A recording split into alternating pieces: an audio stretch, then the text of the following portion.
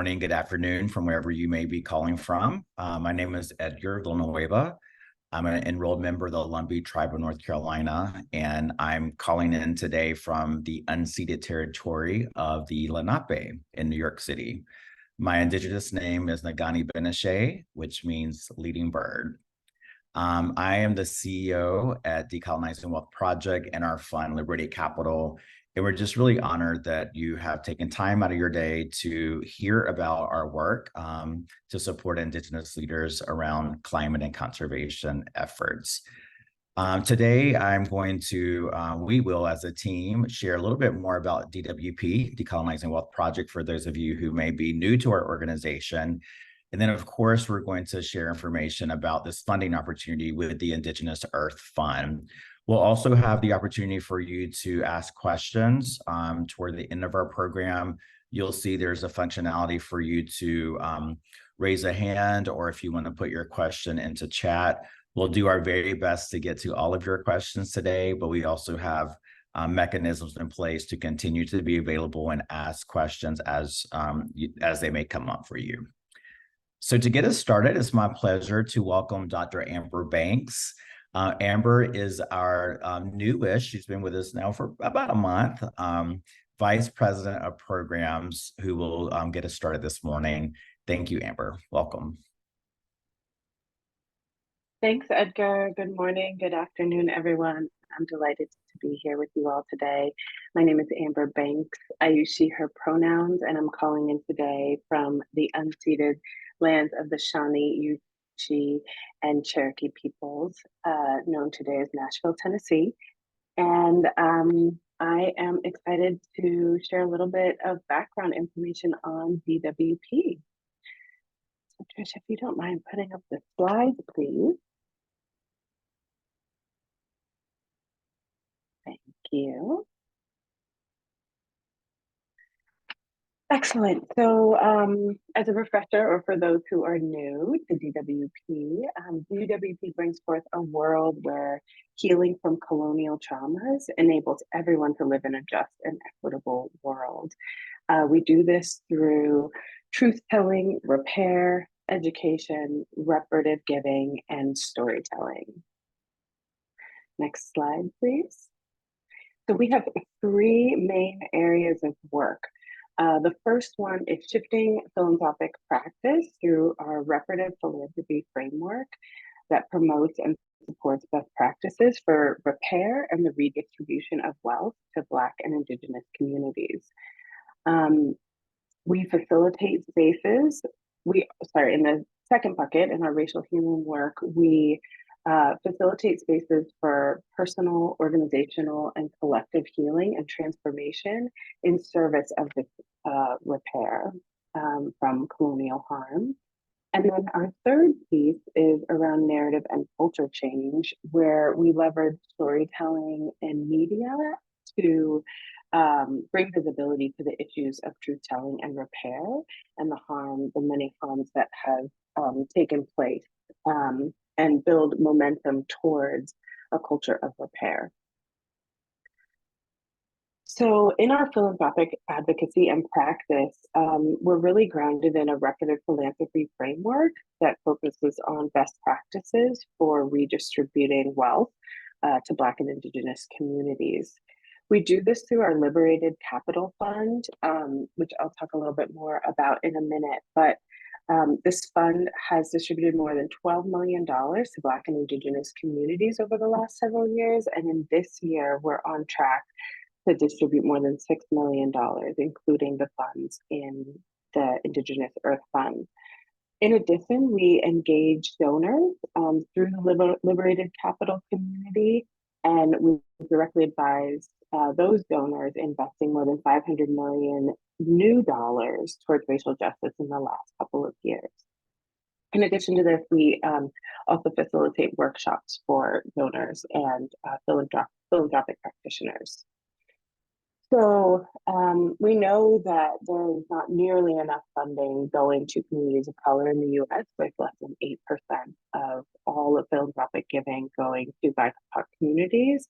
But we also know that redistributing wealth generally benefits everyone.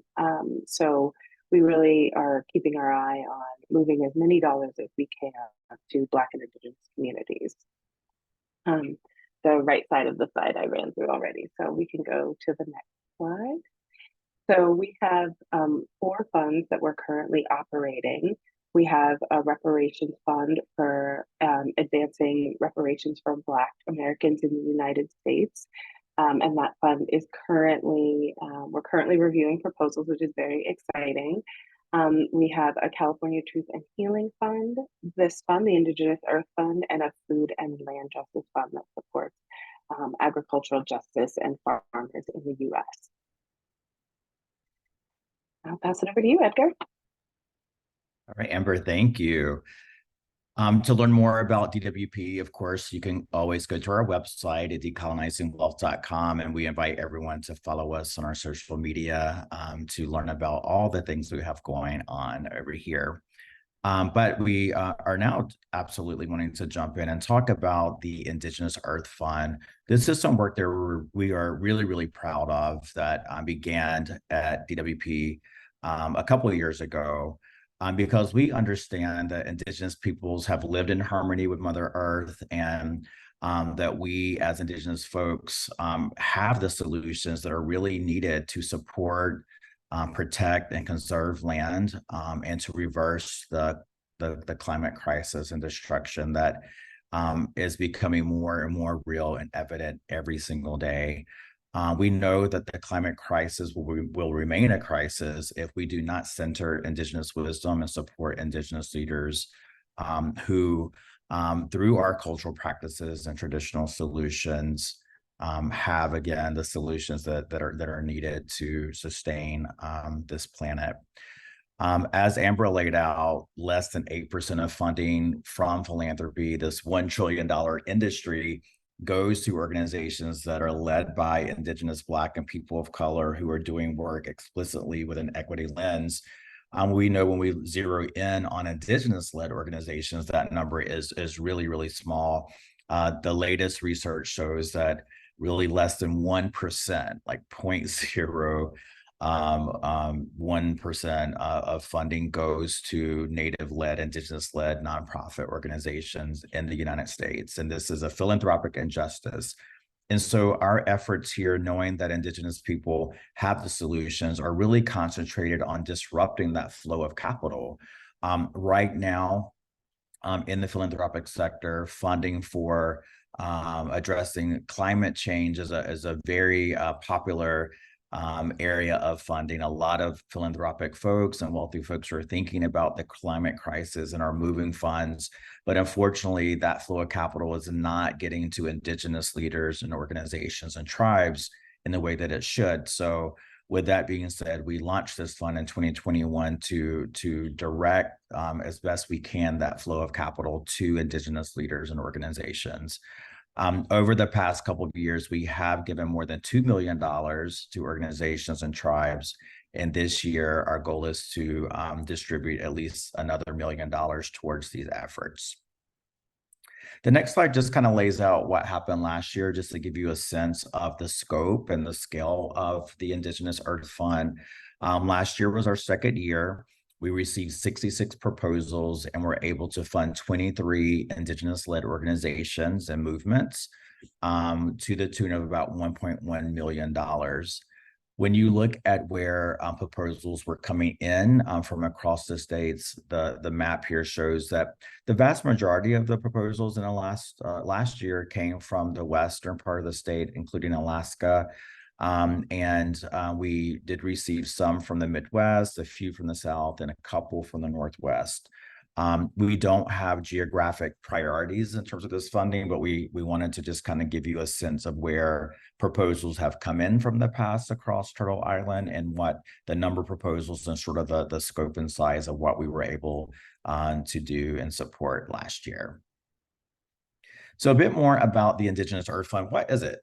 So again, this is a $1 million investment that we have this year. This is our third year to support Indigenous-led organizations and tribes in the United States who are doing the work. And that work for us is building political power, building movements, and leading campaigns on climate change and conservation issues in the United States that are impacting our communities. A little bit more detail here. We are expecting that the grant awards will range from about $50,000 to $75,000 for 1 year. This has kind of been the range for our grants in the previous 2 years. Those grant awards, again, are for 1 year. We are hoping to build out this fund to be able to make multi-year, multi-million dollar, to make this a multi-year, multi-million dollar initiative. But at this time, we're only able to commit 1 year of funding towards this work. And so that gives you a little bit of information, again, around sort of the grant size range, the total amount that we have available, and the grant terms that we'll be having with our partners this year. So who can apply? So listen close in terms of eligibility.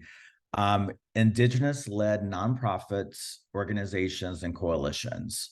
And this includes tribes. Of course, this includes our relatives in Hawaii, Native Hawaiians, and Inuit-led organizations in the United States. So within the borders of what is now known as the United States, we are open to supporting Native American, Indigenous-led nonprofit organizations and coalitions, and also tribes.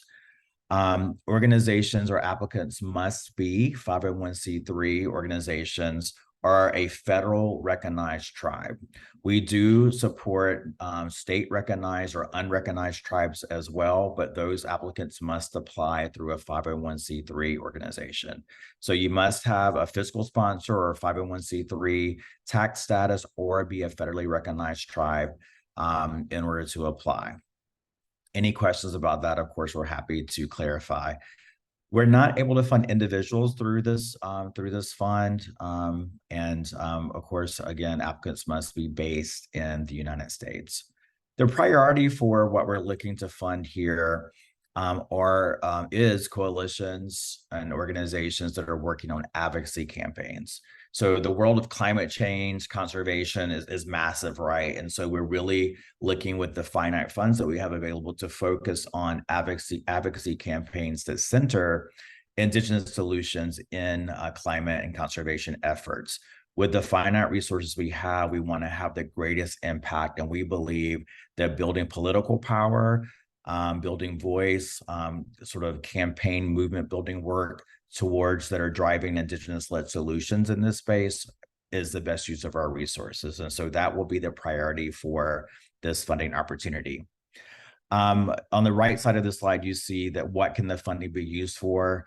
In short, our funding is unrestricted. We believe in providing untethered resources to our partners. We operate through trust-based models. We are a big fan of trust-based philanthropy. And so we don't put restrictions on what you can use the funding for. We always get a lot of questions around this. Can it be for staff? Can it be for this? Can it be for that? It does not matter to us. We trust our partners to use the resources in the best way that they see fit.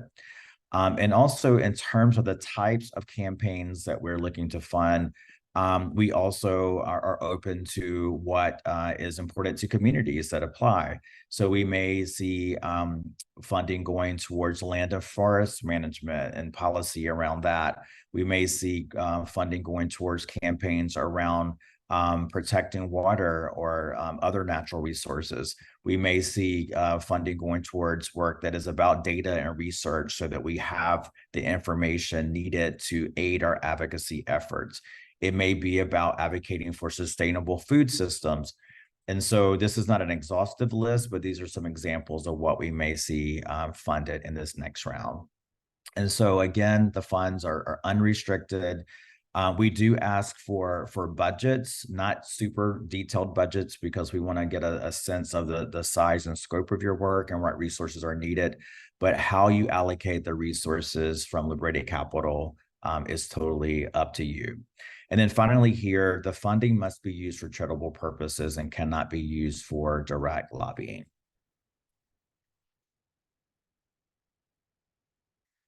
How do we make decisions about funding? First, I want to say that we have an advisory committee who reviews proposals and makes all the decisions. And our advisory committee is comprised of all Indigenous peoples who have expertise and experience on these issues around climate and environmental and conservation issues. And so we at DWP defer completely to the decision-making process of these advisors.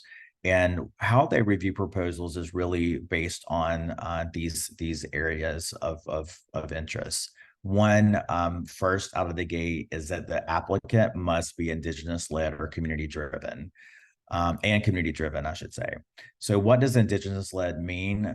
For us, we think that it means that the organization must have a majority, which is at least 51%, right? A majority of the board and the staff identifying as Native American or Indigenous peoples. And so we will, look at the leadership composition of our partners and to ensure that we are moving funds to Indigenous-led organizations. That's the first kind of, lens on which proposals are assessed. The second area is around the impact or scale. We are, again, prioritizing campaigns that really help to push policy, shift narratives, centering Indigenous people and our solutions toward the climate and conservation crisis. And so one of the questions is, as we're reading through the proposals, or the committee is reading through their proposals, is this campaign likely to bridge networks between Indigenous peoples and policymakers? We ultimately want to shift and change policy to protect our communities. Another question is, will it serve as a breakthrough in addressing climate and conservation efforts locally or regionally? Will this project make a significant sustainable difference now and in the future? Another question sort of around impact and scale as the committee is sort of reading through and assessing these is, will this project inspire or inform others to make sustainable change? And then finally, is the project or coalition or campaign employing strategic movement building strategies and networks to build power for Indigenous communities? We really want to prioritize the funding toward power building activities, campaign, coalition building that is going to, again, push forward Indigenous solutions and ideas towards conservation and climate efforts. We also look in the proposals for just the planning around what the project is and the implementation of the campaign or plan. Is it thoughtful? Is it realistic?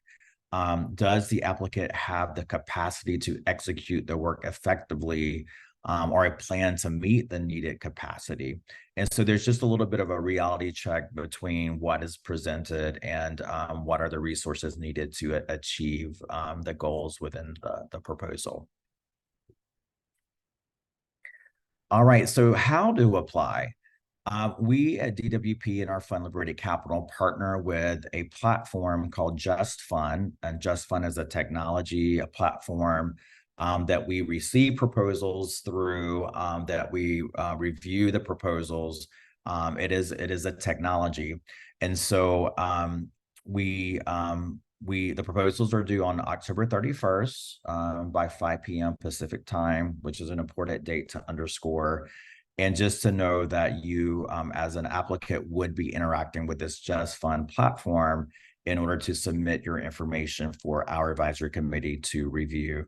Again, the advisory committee, Indigenous leaders and movement leaders and organizers will review and make decisions, and we will let folks know about the outcome of those decisions by December of this year.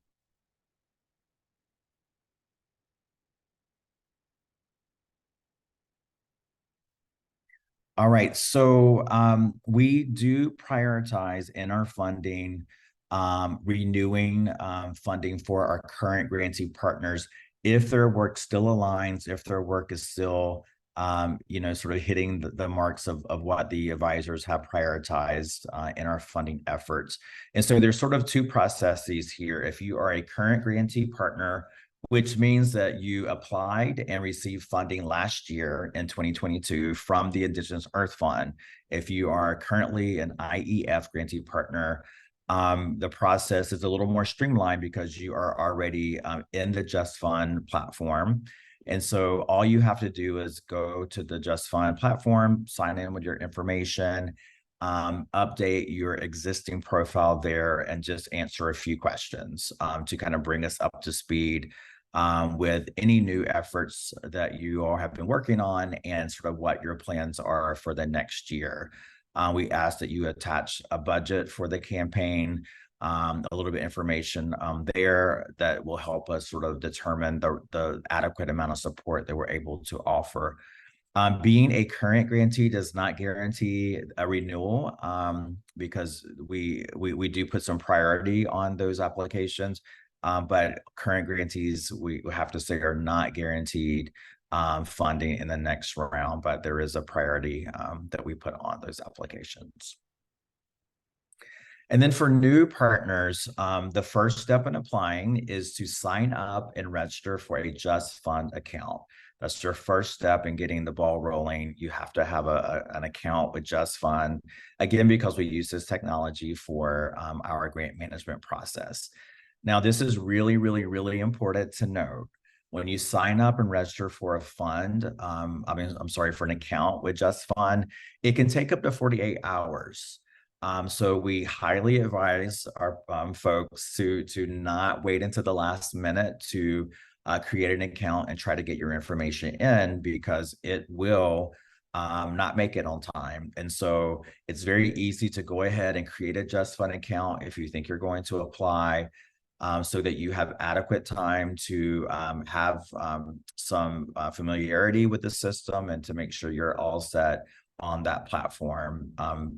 So again, it takes up to 48 hours. If you have any technological issues or challenges with the platform, JustFund provides amazing customer service. They're on standby to support you, and will tell you how to get in touch with them there.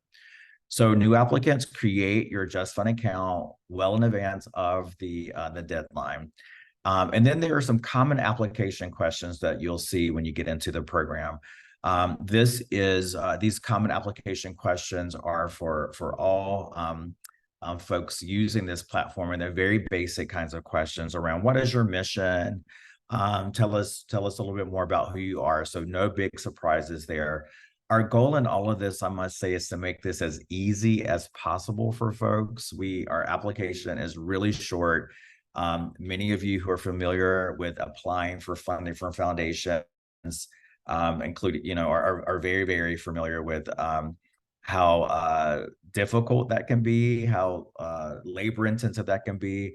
We are really trying to support you all move money in the easiest way possible. So you'll see when you create this account, you get into the system, it's just a few questions that you should be able to answer off the top of your head. After you complete the common application questions, and there are 4 of those, there's just a few additional questions to help us just double click to better understand your climate and conservation work. So you can see here the 3 questions that will be asked in the system are here.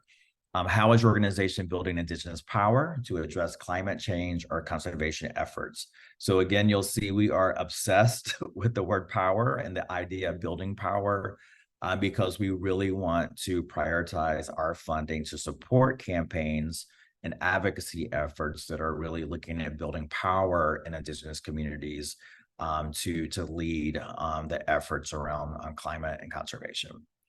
The second question here will be to just tell us a bit more about your campaign. What are your short-term goals? What are your long-term goals? And what is really your plan to achieve these goals? We want to know if you're working in coalition with other folks and who those folks are, and then just what are the targets of the campaign. We want to know that we're moving funding to groups who have thought a little bit about a campaign, who the targets are, who the partners are, and what the goals of the campaign are. And then finally, there's a question here that's asking if you see value in coming together with regional and national climate and conservation policy decision makers and funders to form a broad coalition, and if you would be willing to participate in that, and if so, under what conditions. This question is coming from what we've heard among partners, that there is interest in sort of bringing folks together, right? Because if we're thinking about building power, networking is super important. coming together in coalition, amplifying each other's efforts, knowing who's doing what is really valuable. And so we're just assessing with folks who are part of this funding initiative if they're interested in that. And if so, what might that look like for you all? So we can take that in-house to think about what we might do to support coalition building among the partners in this effort. And then if you're a new application, a new applicant, there are some attachments that we ask for. This is an area where a lot of folks fall off. So please don't get to the end of your questions and forget to attach these required documents. Without the attachments, your application is considered incomplete. And so we really want you to please consider attaching these documents. It really helps us to have a good sense of what you are trying to accomplish. The first is campaign plans. You don't have to create any new document necessarily. If you're leading a campaign or doing some work, you likely already have some type of document that outlines your goals. So you can just attach anything that maybe you've written for another funder, just something to give us a more clear sense of what your campaign is, the timeline of your campaign, and really what you're looking to accomplish with a little bit more detail. So you can type it in there, you can attach anything that you may already have that will help us understand the timeline and the work of your campaign. The second is a budget. And so we're curious about the budget for your campaign. And we're also interested to know the budget of your organization. And if you have secured funding or pending funding. And let me tell you why we're asking this. This is not to get all in your business or anything like that. But we are always thinking about how to move funding to community, how to leverage funding to communities. We have connections to a lot of other funders. And also, when you put your information on the JustFund platform, it is visible then to a community of hundreds and hundreds and hundreds of donors. I should have said this earlier. We love this about JustFund, that when you apply for our funding programs here, even if you're not funded, your application is on a platform that hundreds and hundreds of donors are using. And so we have seen many of our partners receive funding from other sources. And so it's really helpful for us to kind of know, how much money do you need? How big is your organization? Do you have secured funding? Are you still looking for funding? So any details about your budget as an attachment here is really, really helpful for us to understand how we can work together to organize philanthropy to support your work. And then finally, leadership. We do, again, want to know that your organization is Indigenous-led. Obviously, if you're a tribe, we know that you're Native and Indigenous-led. But this is a place where you can attach a matrix or whatever kind of document you may have outlining the race and gender of your leadership and key staff. For most applications to any foundation these days, this is something they ask of you. And so if you don't have this on hand, it's a good idea, a good exercise to put this into a document, and it'll be useful for future proposals that you may be applying to other funders. And again, it helps us understand who we're supporting, because we do prioritize moving funding to historically marginalized communities, in this case, Indigenous-led, and we're really interested in supporting the work that is led by Indigenous women. In fact, we will prioritize and set aside a number of applicants that are specifically led by Indigenous women. Through a special partnership with Lush Cosmetics, we have some funding as a part of this work that is specifically going to go to organizations that are led by Indigenous women. So please let us know who you are, who's leading your organization, both at the board level and the staff level, so that we can be sure to get funding to those who historically have been marginalized from philanthropy. All right, that was it, you all. We're going to pause here. I know that was a lot of information that we threw out at you. But we want to open up the floor for any questions that you might have over the next couple of minutes. and about funding opportunity that how can we help you, and what questions might you have. There is a raise hand function on the screen, and you're welcome to type questions into the chat box that you might have, and Amber and I will jump in and respond as best we can.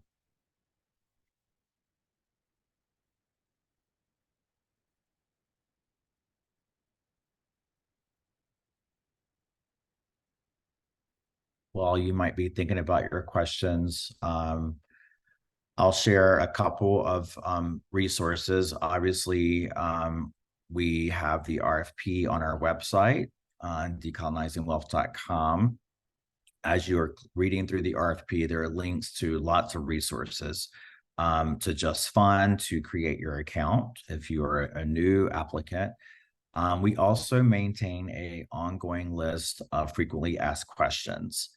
And so you're welcome to scroll through those questions to get just more detailed around the most common questions that we receive. And throughout the process, you're welcome to reach out to us at info@decolonizingwealth.com with any questions that you might have. And we will update the FAQ sheet in real time for any questions that are coming in with responses that are helpful for folks. All right, I'm seeing a question come in that says, can you share the number or percentage of grants awarded in the 2022 grant round that went to new versus current grantees? Thanks for that question. Right off the top of my head, I don't know the exact numbers, but I would say that it was a pretty high percentage. I would say more than half is my guess of folks who were previous grantees got funded again in the initiative. And so what I will say, because I think the question behind this question is there any funding remaining for new or existing partners? I think the answer is yes to that. We often see campaigns end or transition. And so just because someone was a current grantee, it just really kind of depends on what's going on with their work these days. I will also say this year, we are getting hyper focused on the priority around advocacy and movement building in ways that that's always been a focus. This year, considering the political climate that we're in, there will be a hyper focus on that. And so I will say that there will be, a good amount of space for new folks, especially if you're coming in with that type of advocacy, movement building focus in your work. Another question, we are an Indigenous-led and Indigenous majority organization, but our fiscal sponsor is not. Is that acceptable? Do you assess the org or the fiscal sponsor? We are looking at your org, not your fiscal sponsor. We understand that often organizations are using these tools as a way to move money, but we're going to look at your actual org in terms of the composition and not the fiscal sponsor. Amber, anything you want to add? Jump in if you want to respond to any of these or add to. It's perfect. Thanks, Edgar. All righty. Let's see. Any other questions? These are great questions. Thank you. See, Kelly has a raised hand. Did we answer that one? We did. I'm sorry, Kelly. Don't see that one.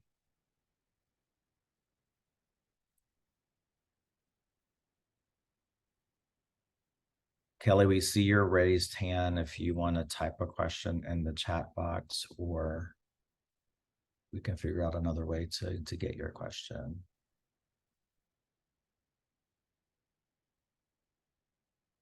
Okay, we have Kelly's question. Do you want to read that one, Amber, just to bring your voice into the space? Sure, yeah, absolutely. We run a program that's in its 5th year running. We're 90% BIPOC staff and half Indigenous. Our board is a third Indigenous. However, this entire program is run, designed, and visioned by Native youth. It is a training program and campaign that is collaboratively designed by Native youth. Based on this, would we be qualified to apply? So based on the focus of the work, that the program is run, designed, and envisioned by Native youth entirely, I would say yes. The program is qualified to apply. Edgar, would you add anything? Yeah, I would say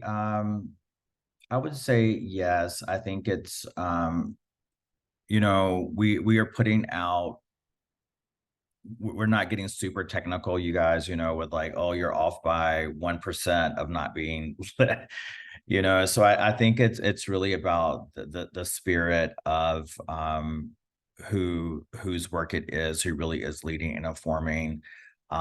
Folks on the committee will look at the board and staff and kind of make those calls. And so I think it's just really important, if you apply, to emphasize that latter part in the application, so that's clear to our advisory committee. Yeah, I would just add, and I don't know if this is the case, Kelly, but if the specific program is run by Indigenous staff, that's important to note too. So I think you can include that, right? The organization may have, lots of diversity, but if this program in particular is run by Indigenous staff and is clearly focused on Native youth, that would be helpful to note. So you can include that in the application or in the supplemental materials.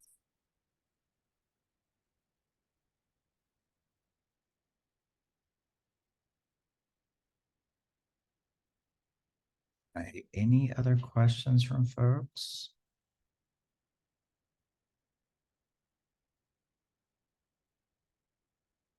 That might be it for the moment. We'll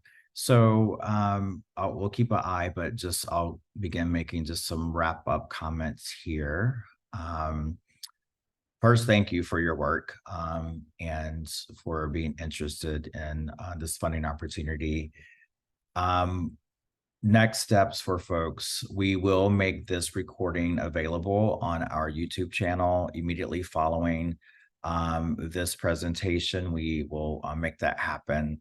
You can get to the recording by going to our website, decolonizingwealth.com, click on Liberated Capital, and then Indigenous Earth Fund. Everything will be on that page that you need, including a link to this recording if you need to review that. Secondly, again, the FAQs is a really helpful document, so check those out. The link is also on the website. Remember to get to JustFund to create those accounts early if you're a new applicant. And then lastly, we're here to answer questions. We want to be supportive. We have built this to be as easy as possible, but we also know that it can be a little challenging if you're not accustomed to navigating some of these processes. So we're here to help.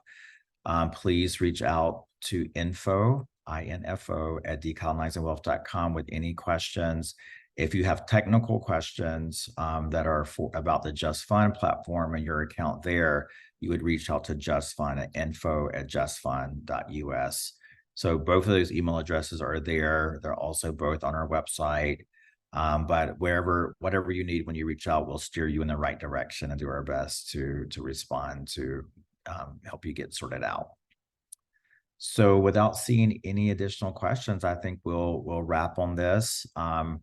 Thanks for everybody for being here today. Thanks to our supporters and members of the Liberated Capital community who make this whole opportunity possible. And again, thanks to you all for the important work you do every day. And we'll talk to you soon. Thank you.